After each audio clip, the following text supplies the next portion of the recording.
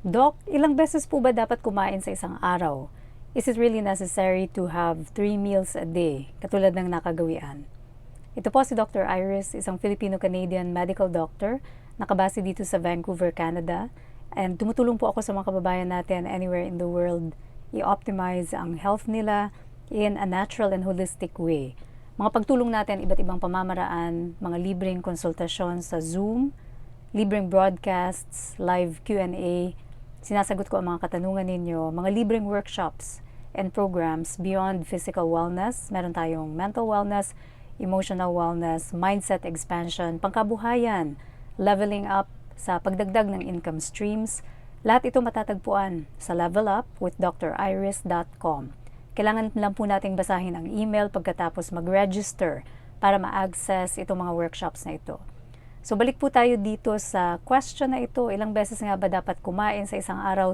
Tama ba na 3 beses ang pagkain sa isang araw? Or minsan pa, yung nakakagawian na po more than 3 times actually.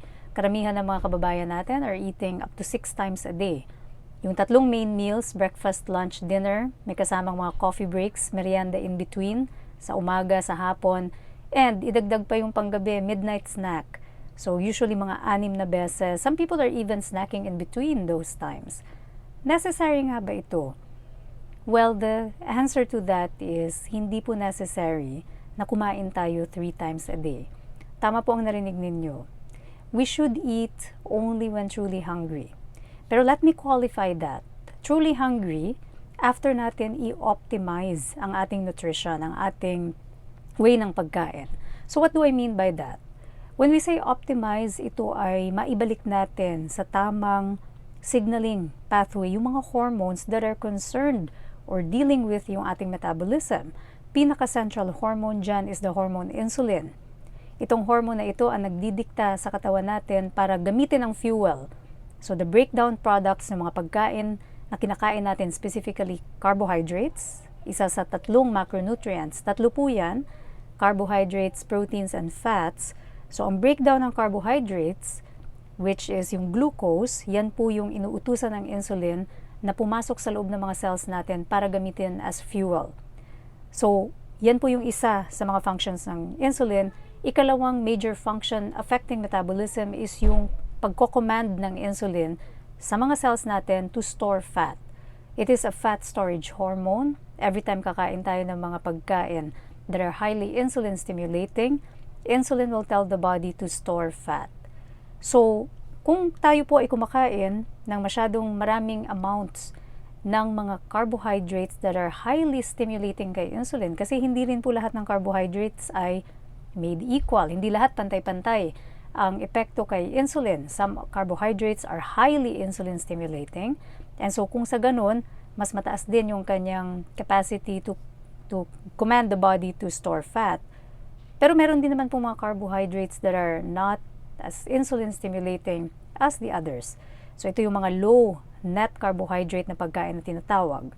So sa pag-optimize po ng ating nutrition, it is best na hindi natin isa-stimulate ang insulin more than necessary na kailangan ng katawan natin. Because the reality is, hindi naman po ganun ka-essential itong macronutrients na carbs. Yung dalawa pa nating macronutrients na kailangan ng katawan are proteins and fats. Ito po yung essential, hindi siya kayang gawin ng katawan. Pero po yung carbohydrates are not essential kasi yung glucose na yan, which is the breakdown product ng carbohydrates, can be made from other raw ingredients galing po sa proteins and fats. So, kung tayo ay kakain ng less insulin-stimulating food, maiiwasan po yung mga epekto ng insulin, specifically fat deposition that leads to yung mga insulin-resistant states. Insulin-resistant states na makikita natin sa mga modern lifestyle-related medical conditions like high blood pressure, diabetes, high cholesterol, high uric acid, gout, PCOS, inflammatory conditions, memory loss conditions, neurodegenerative disorders, and syempre cancer. So these are the things that have as common pathway yung insulin resistance. So kung mababang insulin stimulation ang nagaganap sa katawan, then these disease conditions don't take place or can be reversed kung nandyan na po sila, can be healed naturally. Now, the good thing about this, na ang katawan natin ay hindi magkakaroon ng insulin resistant states, na fine-tune po yung hormone signals when it comes to nutrition, eating, hunger. So, yung mga tao po who are eating less carbs, who are following a low carbohydrate diet, low net carb diet na tinatawag, they will have a finer tuned signaling.